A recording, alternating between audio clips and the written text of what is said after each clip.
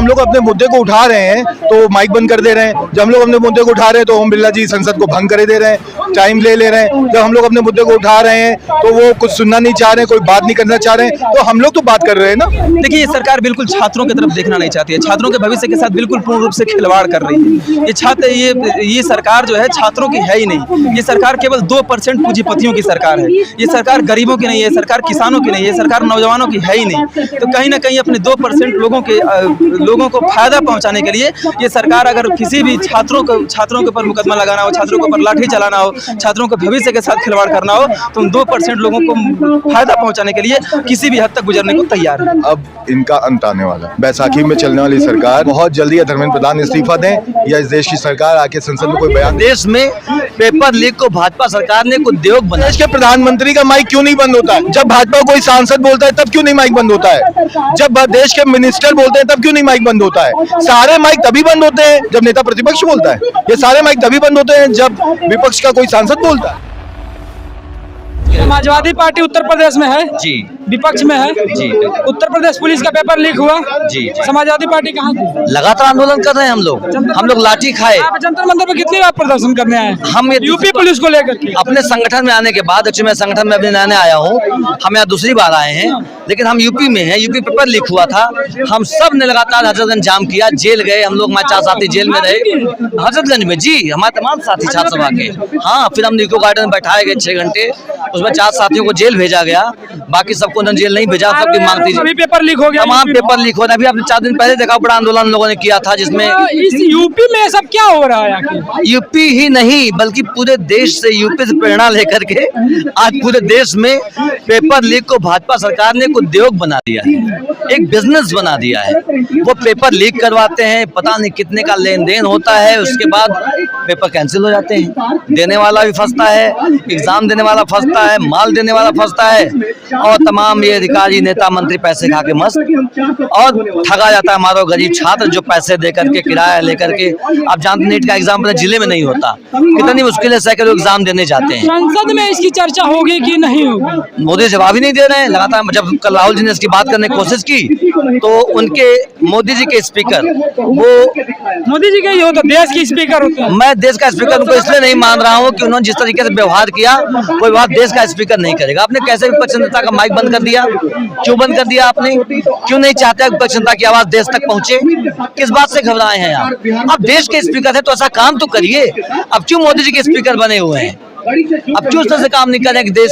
समाजवादी छात्र संघ जो है यहाँ पे एनटीए पे बच्चों के साथ अंत तक खड़ा रहेगा। बिल्कुल, हम सब यहाँ से लेकर आज यही नहीं, लखनऊ में, इलाहाबाद में, बनारस में, गोरखपुर में, बुंदेलखंड विश्वविद्यालय में तमाम जगह आंदोलन लगातार चल रहे हैं और हम सब आखिर तक खड़े रहेंगे। जब उत्तर प्रदेश में समाजवादी पार्टी विपक्ष में है, उत्तर प्रदेश पुलिस का भी पेपर लीक हुआ, उत्तर प्रदेश में आरओ का भी पेपर लीक हुआ। मैं ये कहना चाहता हूँ कि अब इनका अंत आने वाला है। बैसाखी में चलने वाली सरकार अब बहुत जल्दी धर्मेंद्र प्रधान इस्तीफा दें या इस देश की सरकार आके संसद में कोई बयान दे। कोई बयान नहीं हुआ संसद में, इसकी बयान चर्चा होगी, कुछ बयान होगा, क्यों नहीं हो रहा है? क्यों, कैसे करें, किस तरह करें? जब हम लोग अपने मुद्दे को उठा रहे हैं तो माइक बंद कर दे रहे हैं। जब हम लोग अपने मुद्दे को उठा रहे हैं तो ओम बिरला जी संसद को भंग करे दे रहे हैं, टाइम ले रहे हैं। जब हम लोग अपने मुद्दे को उठा रहे हैं तो वो कुछ सुनना नहीं चाह रहे हैं, कोई बात नहीं करना चाह रहे हैं, तो हम लोग तो बात कर रहे हैं ना। ओम बिरला जी कहते हैं हमारे पास कोई बटन नहीं होता है वहाँ पे माइक बंद करने। हाँ, मैं यही तो कहना चाह रहा हूँ, इस देश के प्रधानमंत्री का माइक क्यों नहीं बंद होता है? जब भाजपा कोई सांसद बोलता है तब क्यों नहीं माइक बंद होता है?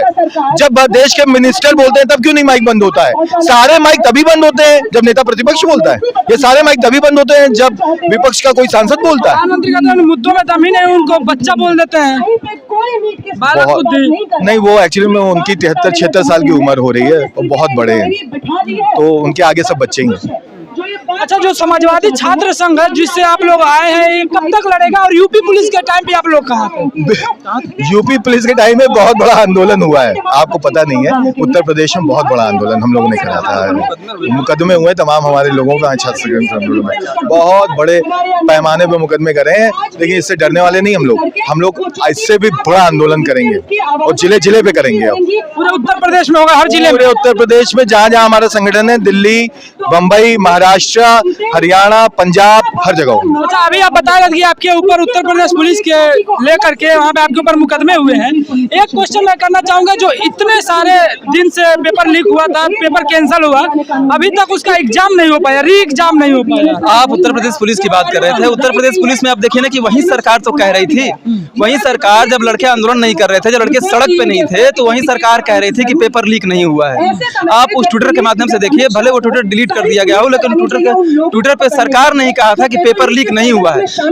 आरओ का जब मैं आंदोलन कर रहा था, लोक सेवा आयोग का जब मैं घेराव कर रहा था, तो हमारे ऊपर तमाम मुकदमे लगाए गए, और केवल मुकदमे नहीं लगाए गए, हमारे ऊपर गुंडा एक्ट लगा दिया गया कि इलाहाबाद में रह करके छात्रों के मुद्दों को उठाता है, इलाहाबाद में रह करके छात्रों की लड़ाई को लड़ता है, उसके ऊपर हमारे ऊपर गुंडा एक्ट लगा करके उस जिला बदर करने की कोशिश की जा रही है। इलाहाबाद से बाहर रोकना चाहूंगा, आप लोग देखने वाले जरूर बताइएगा ये मुद्दा कहाँ तक सही है। जो आवाज उठाता है उसके ऊपर रास्का लगा दिया जाता है, जो मुद्दा उठाता है, जो आवाज उठाता है उसके ऊपर यूएपीए लगा दिया जाता है, गुंडा एक्ट लगा दिया जाता है। आप लोग जरूर इसके ऊपर अपने कमेंट बॉक्स में जवाब दीजिएगा। जी कंटिन्यू। तो वही मैं कह रहा था कि देखिए आरओ का भी जब पेपर लीक हुआ था, तो उसमें ये सरकार बिल्कुल मानने को तैयार नहीं थी कि पेपर लीक नहीं हुआ। लेकिन जब हम लोग लोक सेवा आयोग पे हजारों की संख्या में जब छात्रों ने घेराव किया, तो बाद में इसी सरकार ने आके माना कि नहीं पेपर लीक हुआ है, और इसके हम 6 महीने के अंदर पेपर कराएंगे आरओ का, उत्तर प्रदेश पुलिस का। 6 महीने बोला गया था, अभी तक नहीं हो पा रहा है। बोला गया था जून के एंड तक हो जाएगा। देखिए, ये सरकार बिल्कुल छात्रों की तरफ देखना नहीं चाहती है, छात्रों के भविष्य के साथ बिल्कुल पूर्ण रूप से खिलवाड़ कर रही है। ये सरकार जो है छात्रों की है ही नहीं। ये सरकार केवल 2% पूंजीपतियों की सरकार है। ये सरकार गरीबों की नहीं है, सरकार किसानों की नहीं है, सरकार नौजवानों की है ही नहीं। तो कहीं ना कहीं अपने 2% लोगों को फायदा पहुंचाने के लिए